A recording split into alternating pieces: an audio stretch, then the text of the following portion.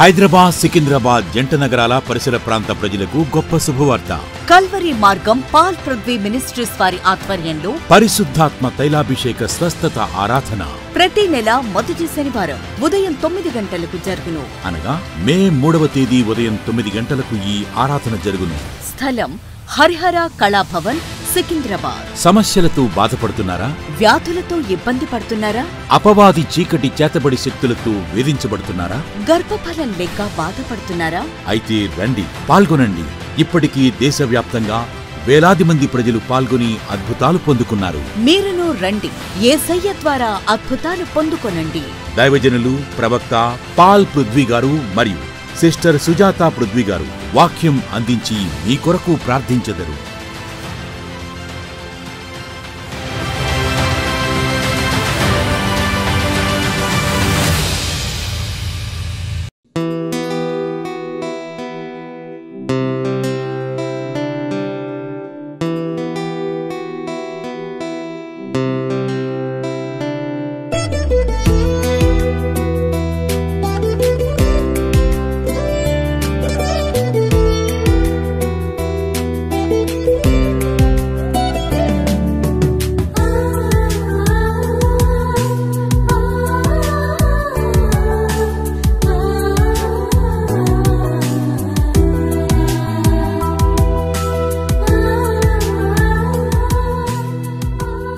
యేసుతో ప్రతిదినం ఆధ్యాత్మిక కార్యక్రమాలకు ప్రేమతో మిమ్మును మీ కుటుంబ సభ్యులందరినీ హృదయపూర్వకముగా ఆహ్వానిస్తున్నాను. లేచారా? ఉదయకాలమే దేవుని సన్నిధిలో దైవ వాక్యాలను శ్రద్ధగా వింటున్నారా? ఈ కార్యక్రమాలు మీ కొరకు మేము చాలా దీవెనకరంగా ఉండాలని ప్రయాసపడి మీ కొరకు అందిస్తున్నాం. విన్న ఈ కార్యక్రమాలని మీ దగ్గర ఆగిపోకుండా మీ స్నేహితులకు, మీ బంధువులకు షేర్ చేయండి.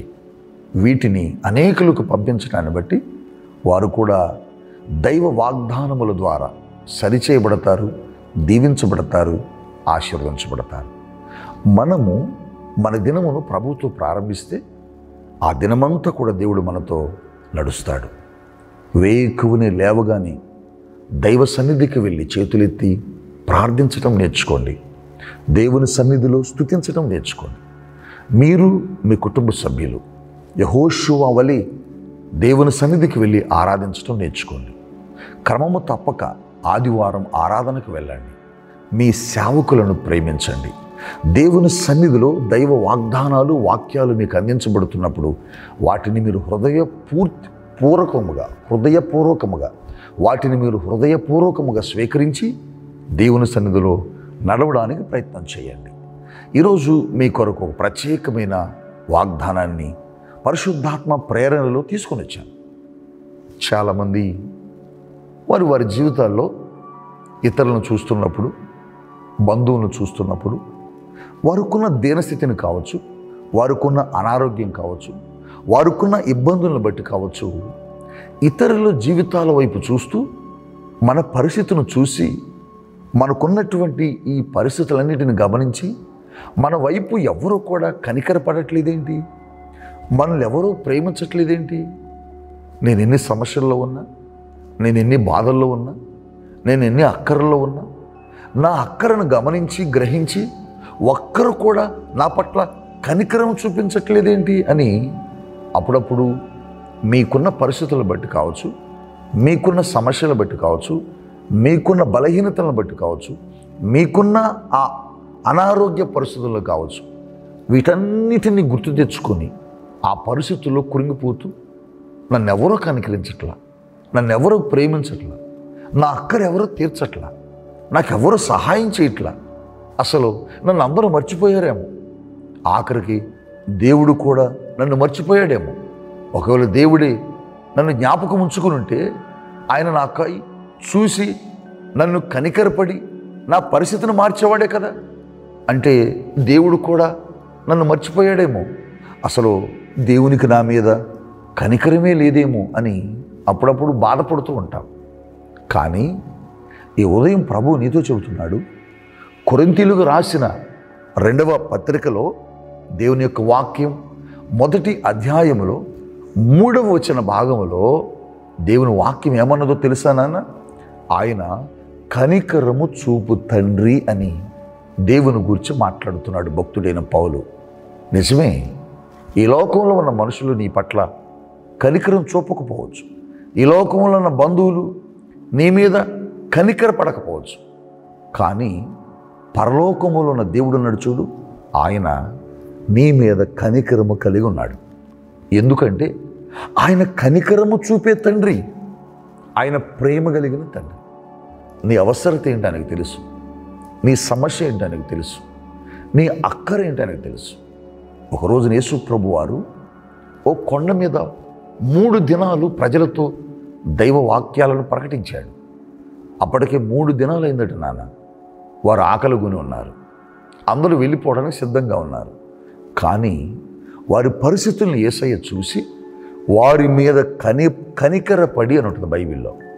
దేవుని యొక్క వాక్యంలో మత్తయి సువార్త 15వ అధ్యాయంలో 32వ వచనంలో యేసుక్రీస్తు ప్రభువు వారి మీద కనికరపడి వారందరికీ ఆహారాన్ని సిద్ధపరచమని, వారందరినీ ఖాళీ కడుపులతో పంపడానికి ఆయన ఇష్టపడాల. వాళ్ళు నిరాశగా వెళ్ళటానికి, ఆకలితో వెళ్ళటానికి, బాధపడుతూ వెళ్ళటానికి దేవుడు ఇష్టపడాల. వారు ఆకలితో ఉన్నారన్న సంగతిని ఎవరు చూడలేదు, కానీ ఎవరిని ఎరిగి ఉండలేదు. కానీ వారి బాధను యేసు ప్రభు వారు చూసి వారి మీద కనికరపడ్డాడు. నిజమే నాన్న, వారికి ఆహారాన్ని ఇచ్చాడు. రొట్టెలను చేపలను వచ్చిన వేలాది మంది ప్రజలకు పంచి వారు ఆకలి తీర్చినటువంటి గొప్ప దేవుడు. 5 రొట్టెలు 2 చేపలు అద్భుతముగా వచ్చిన ప్రజలందరికీ పంచగా ఇంకా 12 గంపలకు పైగా ఆ ఆహార పదార్థం మిగిలినట్లుగా దేవుని యొక్క వాక్యంలో మనం చూడగలుగుతాం. ఈ ఉదయం ప్రభు నీతో చెబుతున్నాడు, వారి మీద కనికరపడి వారి సమస్యను గుర్తించి వారి ఆకలి తీర్చిన దేవుడు నీ మీద కూడా కనికరపడుతున్నాడు. నీ అక్కర తీర్చడానికి, నీ అవసరత తీర్చడానికి. నువ్వే విషయంలో కురింగిపోయి ఉన్నావో, నువ్వు ఏ అవసరతతో నలిగిపోతున్నావో, నువ్వే ఇబ్బందుల్లో నలిగిపోయి ఉన్నావో, నువ్వు ఏ అనారోగ్యాలతో బాధపడుతున్నావో ఆయన ఎరిగి ఉన్న దేవుడు. ఆయన చూసి నీ మీద కనికరపడి నీకు సహాయం చేయాలని ఈ ఉదయపు వేళ నీ గృహంలోకి వచ్చాడు. ఎందుకో తెలుసా? ఆయన కనికరము చూపు తండ్రి. ఈ లోకంలో మనుషులు మన పట్ల కనికరం చూపరు. ఈ లోకంలో బంధువులు ఎవరు మన పట్ల కనికరము చూపించరు. కానీ మన పరమ తండ్రి అయిన దేవుడు, మన రక్షకుడైన యేసుక్రీస్తు, మన ఆదరణకర్త అయిన పరిశుద్ధాత్మ దేవుడు నీ మీద కనికరపడి నీ ప్రతి అవసరతను ఈరోజు తీర్చడానికి నీ గృహములోకి వచ్చాడు. అట్టి కృప ఈ ఉదయపు వేళ నీకు అనుగ్రహించబడునుగాక. ఆమేన్, ఆమేన్, ఆమేన్. ఈరోజు మ్యారేజ్ డే చేసుకుంటున్న దేవుని పిల్లలకు, బర్త్డేలు చేసుకుంటున్న దేవుని బిడ్డలకు, శుభకార్యాలు జరుపుకుంటున్న ప్రియ దేవుని పిల్లలకు నా ప్రత్యేకమైన విషయం తెలియచేస్తున్నాను. రండి, ఈరోజు మీ అందరి కోసం నేను ప్రార్థిస్తాను. దయగలిగిన మా తండ్రి, నీకు స్తోత్రాలు. నువ్వు కనికర చూపు తండ్రివని, మా పట్ల కనికరము కలిగి ఉన్న దేవుడు అని.